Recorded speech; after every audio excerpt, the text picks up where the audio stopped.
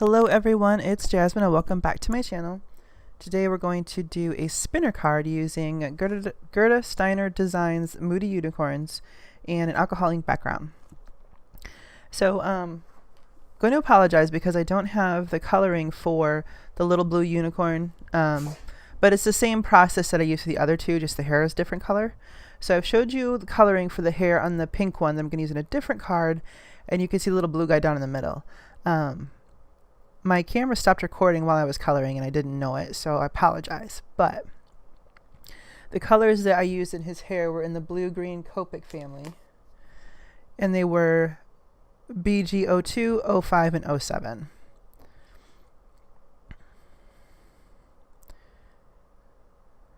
And these are really small images, so if you only have one shade of a color or one if you want green hair, you only have one green marker, you can layer it to make it darker.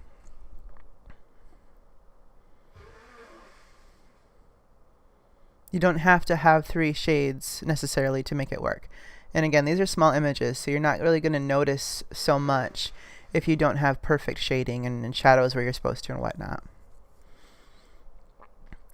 So on the hooves, I've used actually C2, C4, and C6. I know it says 4, 6, and 8, but I did not use the 8. It was 2, 4, and 6. And then on the unicorn's skin tone or fur, it's E50, E51, and E21. And then I used RV00 on all the horns for all 3 unicorns. They were all the same except the hair color.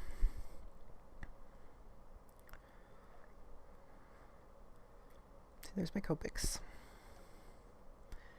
And if you're new to Copics and you're kind of, not sure how to use them, getting frustrated with them, because that can happen, I would highly recommend Sandy Elnock's Copic Jumpstart class. I will have a link in the blog post for this to go to her website, but she makes it really easy to understand and she gives you lots of practice, and it's a self-paced class, so you can go back to it as often as you want.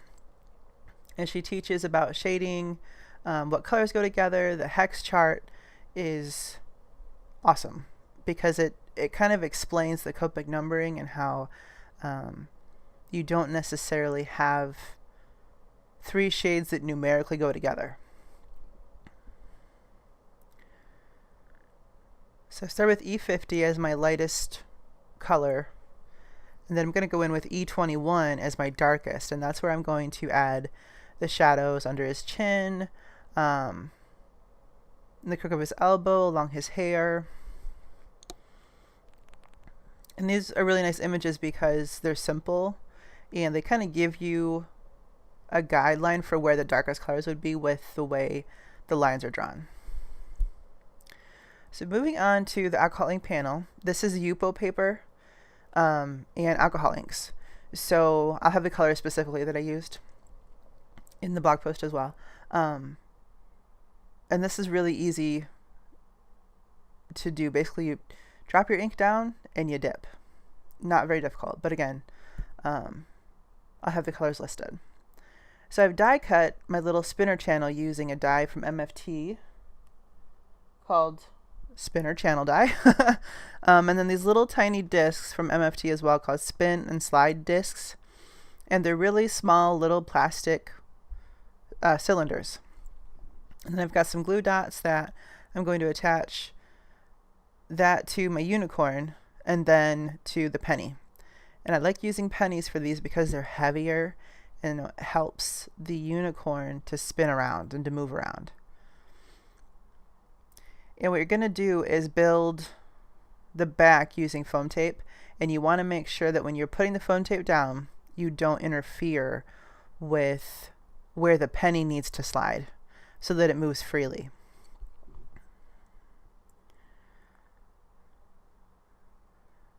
And I've got 3M foam tape doubled up, so it's twice as thick as it would be coming off the roll.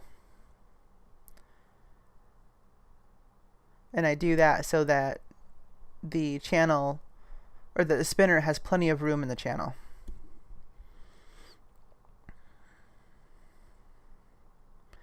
And it might look like a lot of foam tape I'm adding, but you want to give it some support so it doesn't get crushed in the mail if you're sending it. And the smile die I have used is from Simon Says Stamp. And you want to keep the little cutout pieces for this because you're going to put them back in after the foam tape is added, and you add it back to the black panel behind it.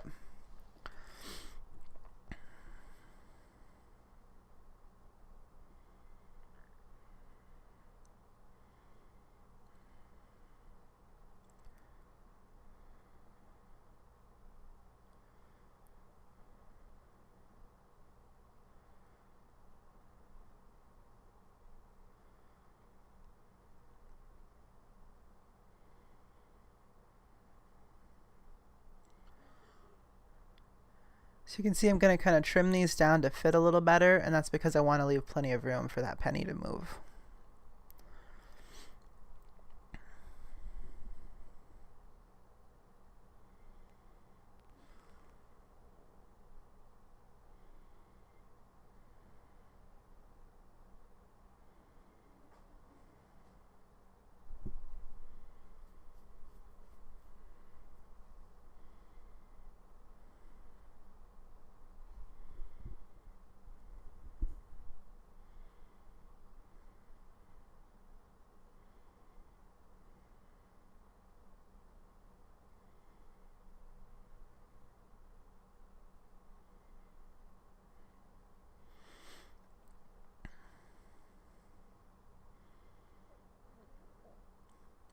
So you can see that penny's not hitting any of that foam tape, so when it goes down onto your cardstock and you move it around, it's going to flow pretty easily.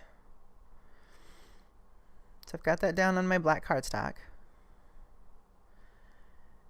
And I have that smile die cut. I was trying to use it to replace the pieces that are cut out, the little Chad pieces.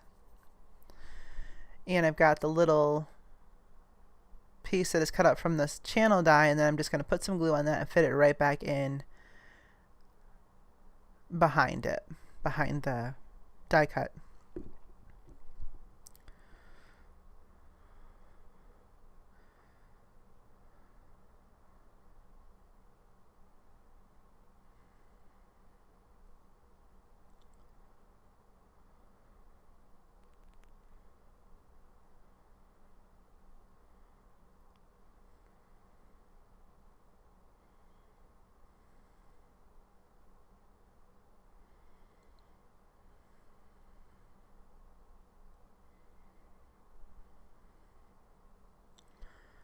So I've removed all of the backing on all of the foam tape except the little square that's behind that round piece in the very middle. Apologize, I'm off frame. I'm just removing all of the backing tape from the foam tape.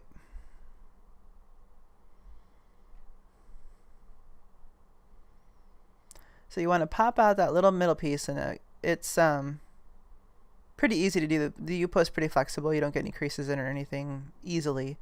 And then you want to just kind of fit your unicorn back in there, and the card is complete. So let me know what you think. If you have any questions, go ahead and leave them in the comments below, and I will get back to you. So thank you for watching. Thank you for subscribing. I really appreciate it and love interacting with you guys, and we will catch you next time. Have a great day, guys. Bye-bye.